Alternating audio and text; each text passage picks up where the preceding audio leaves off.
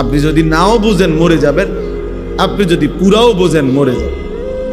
খেয়াল করলেও মরে যাবেন, বেখেয়াল হইলেও মরে যাবেন। অলসতার লোকটারও মৃত্যু হয়, ব্যস্ততম লোকটারও মৃত্যু হয়। কাজেই আমাদেরকে মরতেই হবে, হাসি কিংবা কাঁদে, আনন্দ কিংবা বেদনায় চলে যেতে হবে আমরা প্রত্যেকে ইনশাআল্লাহ।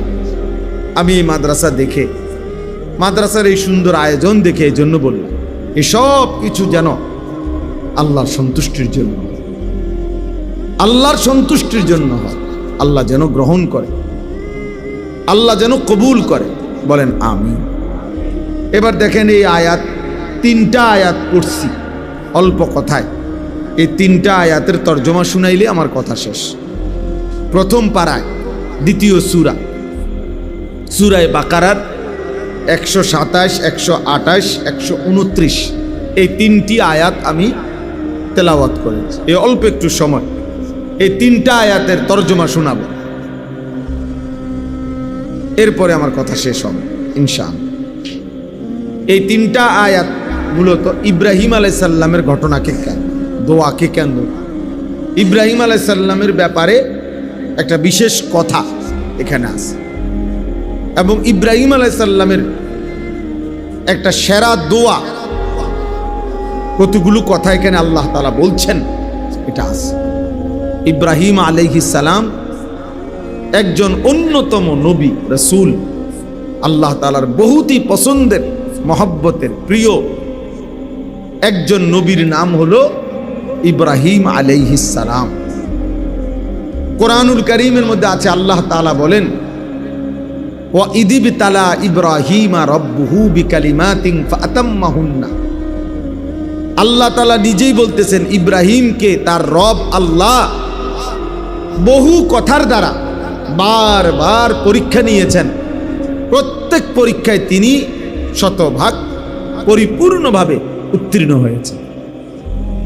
তাহলে ইব্রাহিম আলাইহিস সালাম আল্লাহর এমন একজন নবী ছিলেন, এমন একজন বন্ধু ছিলেন, যাকে আল্লাহ তাআলা বারবার পরীক্ষা করছে। তাফসীরের মধ্যে আছে, কেউ বলছেন 30টা পরীক্ষা করছেন, কেউ বলছেন 70টা পরীক্ষা করছেন। কি বিষয়ের পরীক্ষা নিছেন?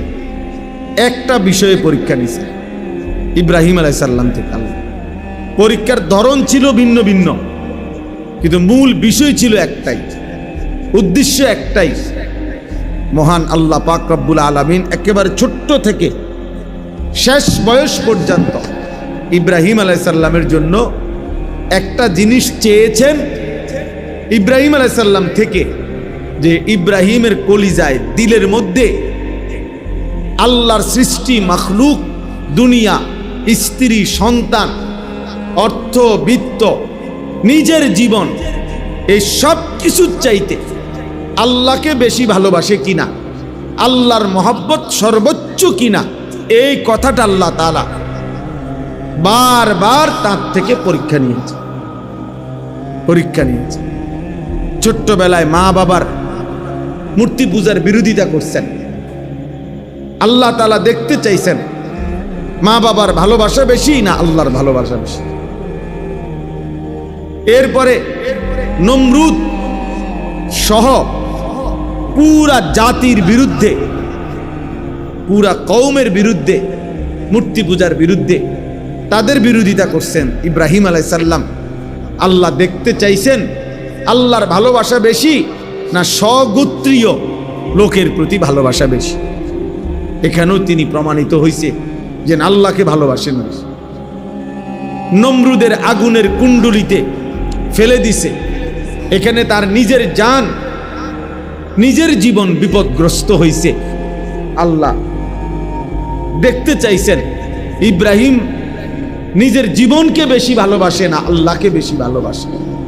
এজন্য আগুনে পড়বার মুহূর্তেও তাফসীরের মধ্যে আছে, জিব্রাইল, মিকাইল, ইসরাফিল, আজরাইল, এই 4 ফেরেশতা ওনাকে বলছেন, হে নবী ইব্রাহিম, আপনি বললে আমরা আপনাকে এই আগুন থেকে বাঁচায় দেব।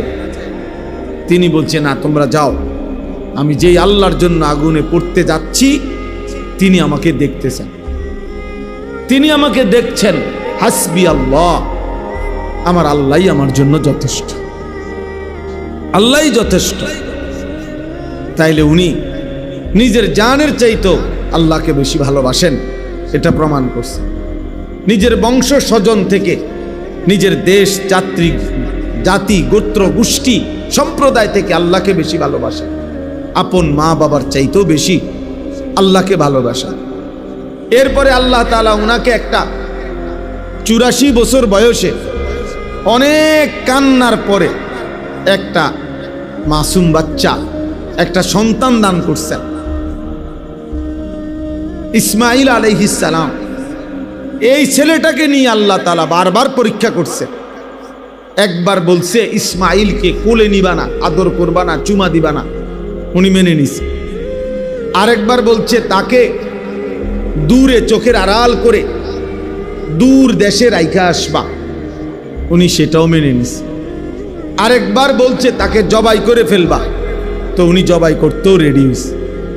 উনি প্রমাণ করছে যে আল্লাহ ছোটবেলায় যেরকম মা বাবার ভালোবাসার চাইতো আপনাকে বেশি ভালোবাসছি, আজকে আবারও প্রমাণ করলাম সন্তানের চাইতো আপনাকে বেশি ভালোবাসি, মা বাবার চাইতেও আপনাকে বেশি ভালোবাসি, সন্তানের চাইতেও বেশি আপনাকে ভালোবাসি। এরপরে আল্লাহ তাআলা ওনার স্ত্রী হাজেরা, ইসমাঈলের মা, উনাকেও চোখের আড়াল করে দিছে ইসমাঈলের সাথে।